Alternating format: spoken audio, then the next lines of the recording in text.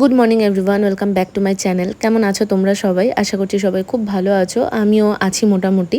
আজকে ভাবলাম একদম সকাল থেকে ব্লগটা শুরু করি, কারণ বেশ কিছুদিন ধরে ব্লগ তো করছি, তবে শুরু করতে অনেকটা দেরি হয়ে যাচ্ছে।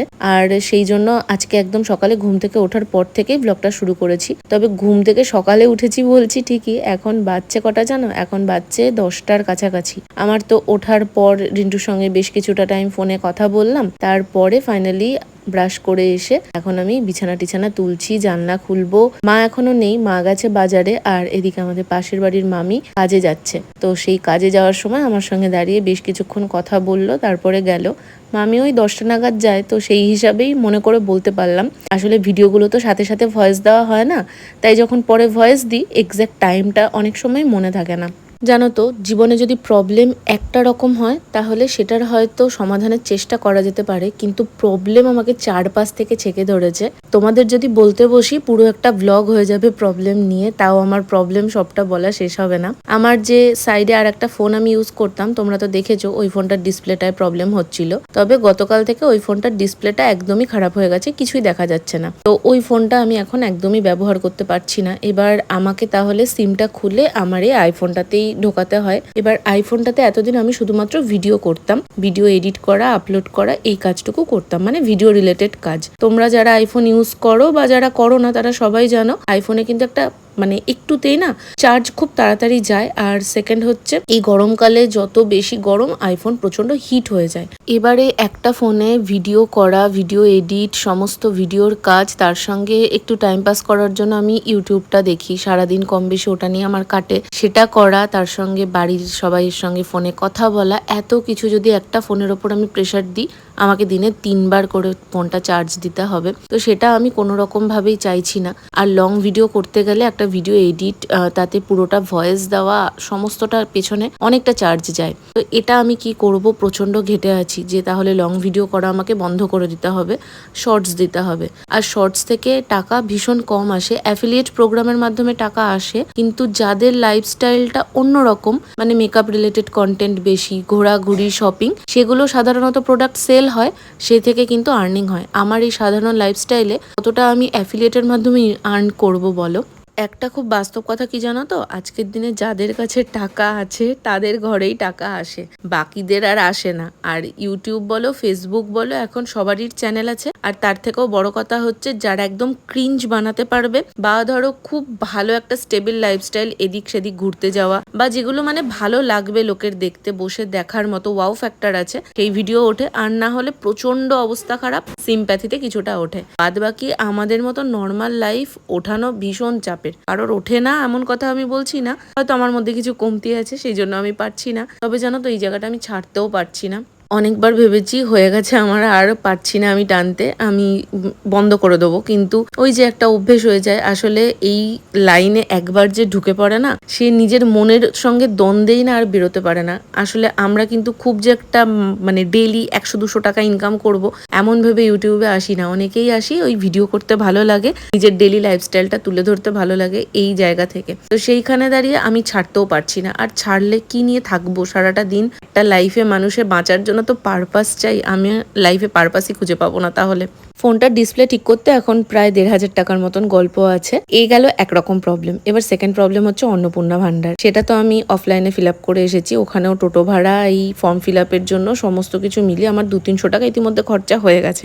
এবার আর একবার হচ্ছে অনলাইনে শুনছি ফিল আপ করতে হবে, সেটা যদি করতে যাই ফর্ম ফিল আপ 150 টাকা করে পড়বে। ওটার জন্য যে ওটিপিটা ঢুকবে সেটার জন্য মোবাইল নাম্বার লাগবে, সেই মোবাইল নাম্বারটা আমি এইবার আবার রিচার্জ করিনি, অন্য সিমে করেছি। তো সেই রিচার্জ যদি আমাকে এখন করতে হয় তাহলে এক্সট্রা করে 400 টাকা। মানে কত টাকা আমার কাছে থাকবে যে আমি এত কিছু করব? আমার মাথা সত্যি কাজ করছে না যে আমি এতগুলো টাকা কোথা থেকে পাবো। আর টাকার ঝাঁপি নিয়ে আমি বসে আছি, কিছু তো আসছে না, উল্টে শুধু খরচা আর খরচা।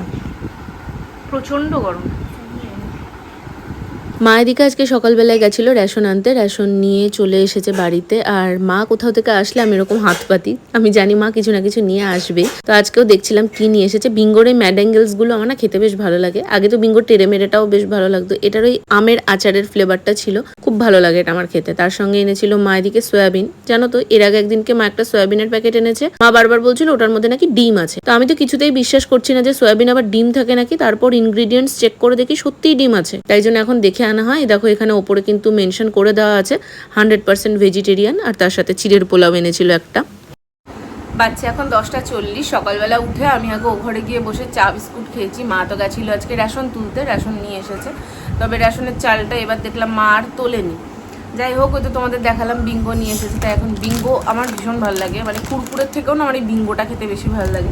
তো এটা তো রেখে দিতেই পারবো না, এটা এখন খাবো। আর মা ওদিকে গেল রান্না করতে, আমি খাবো, খেয়ে আগে স্নান করবো। আমার এত গরম লাগছে কেন বুঝতে পারছি না, সেরকম তো কিছু করিও নি, কিন্তু প্রচণ্ড গরম লাগছে।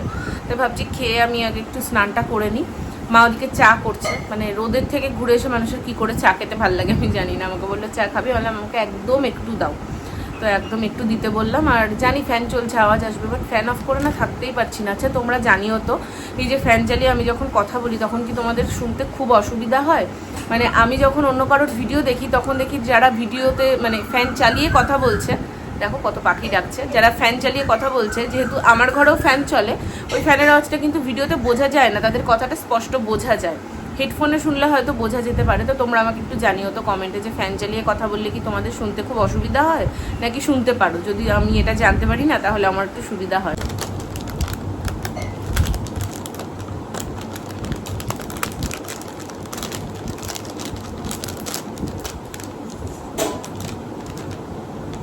কতটুকু থাকে দেখো, এই দেখো একটাও গোটা নেই, মানে একটাও গোটা নেই, ভেঙে গেছে হয়তো আনতে গিয়ে।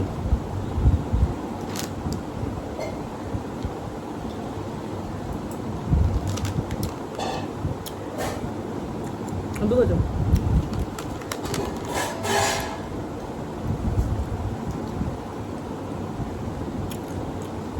যেদিন এই বাজার বা রেশন কোথাও যাওয়ার থাকে সেদিন এসে রান্নাবান্না করতে সত্যি অনেকটা দেরি হয়ে যায়। আর আমাকে তো কিছু বলেও যায়নি কি রান্না করবে না করবে। আর তাছাড়াও আমি তো এই বাড়িতে আসার পর থেকে সেরকমভাবে রান্নাবান্নার দিকটায় খুব একটা আসিও না, মাই করে, আমি টুকটাক হেল্প করি, বাদবাকি ঘরের কাজগুলো করি। তো সেই জন্য মা এসে এখন ফ্রেশ হয়ে আগে ভাত বসাচ্ছে।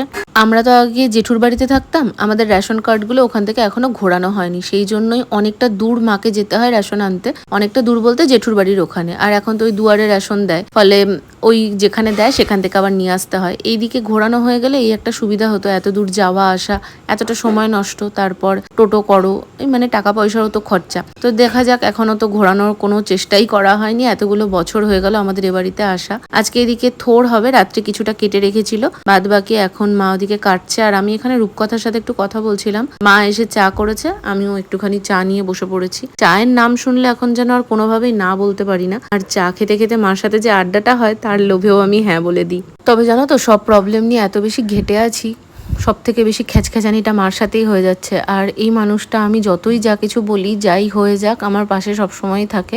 অ্যাটলিস্ট দিন শেষে আমাকে কখনো এটা বলেনি যে তোর সারাক্ষণ দুঃখ কান্না।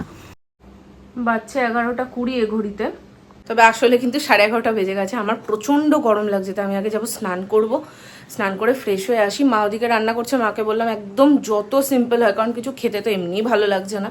আজকে প্রচণ্ড গরম, বাইরে কীরকম একটা রোদ উঠেছে দেখো, বুঝতে পারছো? দেখো কি রোদ উঠেছে, ভালোই লাগছে না, মানে এত শরীরে অস্থির করছে। তো চলো আগে ঝট করে স্নানটা করে আসি, তারপরে এসে আমাকে আজকে যে ভিডিওটা দেবো তার টাইটেল, ট্যাগ, থাম্বনেল কিচ্ছু করা হয়নি। ভিডিওর কাজ 2টো নাগাদ তো আমার ব্লগ ভিডিওগুলো যায়, তোমরা জানোই, তো সেই কাজটাও করতে হবে।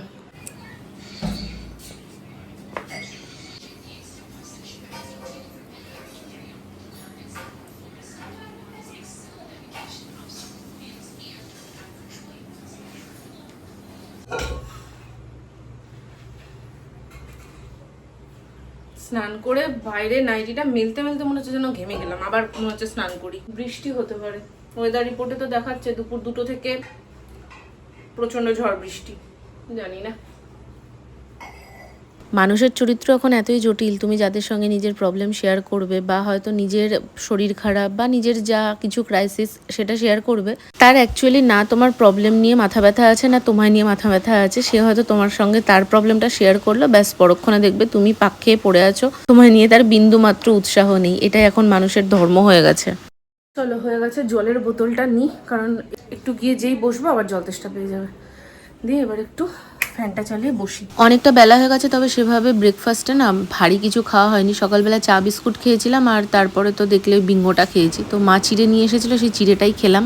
বাচ্চা 1:45 এতক্ষণ ধরে শুয়ে শুয়ে আমি আজকের ভিডিওটাই এডিট করলাম। মাকে বললাম খেতে দিতে, বাবা রোদটা মানে ওই অন্ধকার থেকে এ ঘরে এসেছি না, রোদটার সামনে মনে হচ্ছে তাকাতে পারছি না। মাকে বললাম খেতে দিতে, আর মা ওদিকে এখন রান্নাঘরটাকে ভালো করে ক্লিন করছে। মানে রান্না হয় তো জায়গাটা সামনাসামনি মোছা হয়, রোজ এমনি মোছা হয়, তা ওই সাবান দিয়ে সার্ফ দিয়ে রোজ তো আর ওইভাবে মোছা হয় না, তো ওইভাবে মা এখন মুছছে।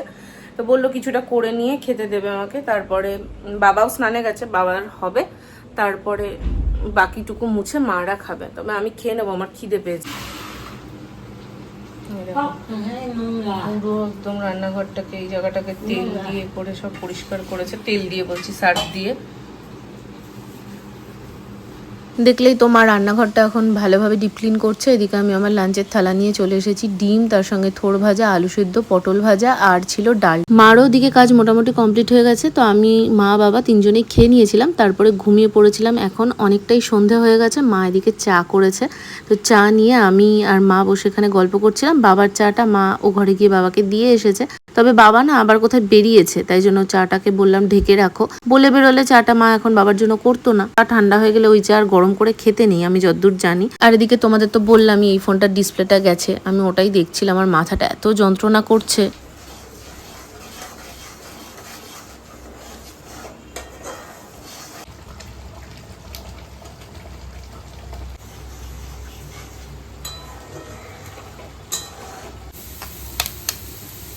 রাতের জন্য সয়াবিনের তরকারি হচ্ছে, আর কালকে তরকা করেছিল, তোমাদের সাথে ভিডিওতে শেয়ার করেছিলাম আই থিঙ্ক, তবে তরকাটা এত নুন কাটা হয়েছিল রাত্রে আমরা কেউ খেতে পারিনি, তো সেইটাই এখন ডিম দিয়ে একটু পেঁয়াজ দিয়ে ভেজে এটা অ্যাড করে দেওয়া হবে, তাতে যদি নুনটা কভার আপ হয়ে যায়। তবে মা তো ডিম খায় না, সেই জন্য মার তরকাটা কিন্তু নুন কাটা ছিল, তবে আমাদেরটা একদম ঠিক হয়ে গেছিল।